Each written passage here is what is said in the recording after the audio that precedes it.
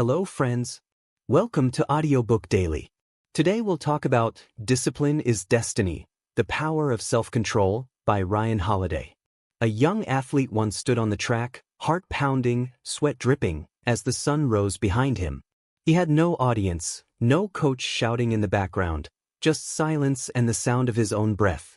Every day, before the world awoke, he practiced in solitude. While others dreamed of fame, he trained in discipline. Years later, the same athlete stood atop an Olympic podium, tears in his eyes, not because he had won, but because he had mastered himself. This story is not just about athletics, it's about the inner war we all fight. The battle between comfort and commitment, distraction and focus, chaos and calm. This is what Ryan Holiday's Discipline is Destiny is all about. The quiet, invisible power of mastering yourself before life masters you. The power of self-control. In Discipline is Destiny, Ryan Holiday continues his exploration of the Stoic virtues, focusing this time on temperance, which he reframes as self-discipline.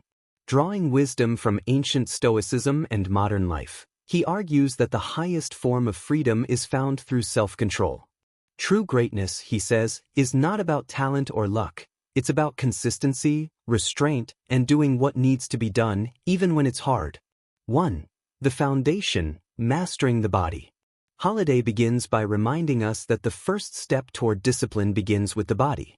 He illustrates this through the lives of figures like Lou Gehrig, who showed up to every game for 14 straight years, no matter how he felt.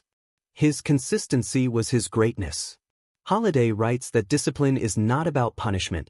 It's about respecting yourself enough to care for your body, to eat well, rest, and rise early.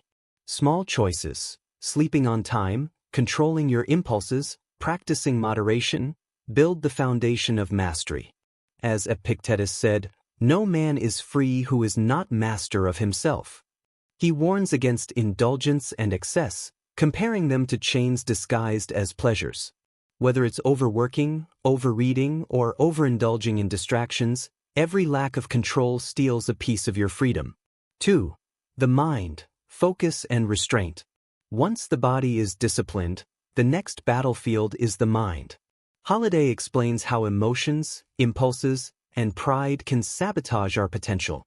Using examples like Queen Elizabeth II, who governed with calm dignity for decades, and Ulysses S.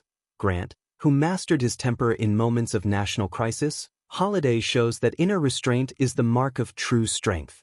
He discusses how modern life constantly tempts us to scatter our focus. Notifications, opinions, entertainment, and ego. The Stoics, however, taught that we must guard our attention like a treasure.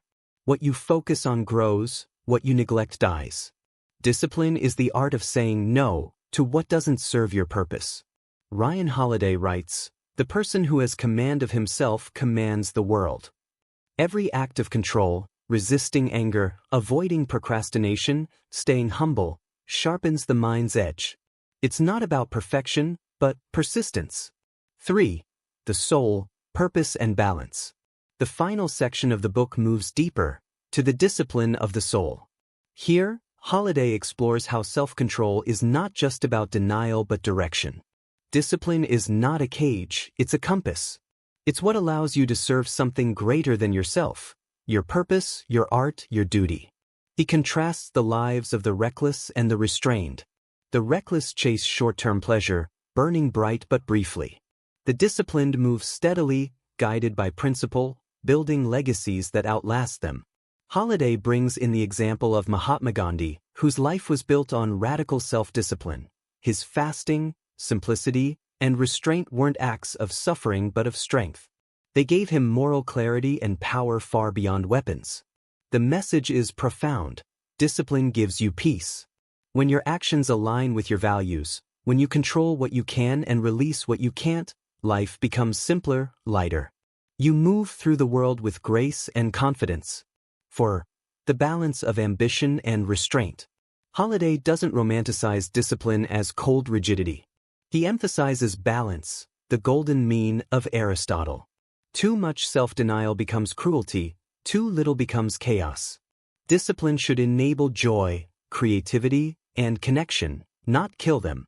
He quotes Stoic wisdom often: "We suffer more in imagination than in reality." The disciplined person knows how to stop overthinking, to stay present, to act. Discipline, then, is a form of love. Love for yourself, for your craft, for your destiny. It is the act of honoring your potential by refusing to waste it.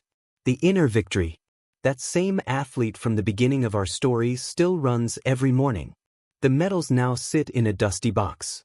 But his discipline remains steady, quiet, unshakable. He knows that the real victory was never in winning races. It was in showing up every day, no matter what. This is Ryan Holiday's central truth. Discipline is not about control. It's about freedom. Freedom from laziness, from distraction, from ego, from the chaos of an undirected life. When you master yourself, you unlock your destiny. As Holiday writes, discipline is not a punishment. It's a path, a way of life. So tomorrow, when the alarm rings, when the temptation to delay or indulge whispers, remember, destiny is shaped not by what we dream of doing, but by what we do consistently. Stand up. Begin again. The disciplined life is not a sacrifice, it's a gift.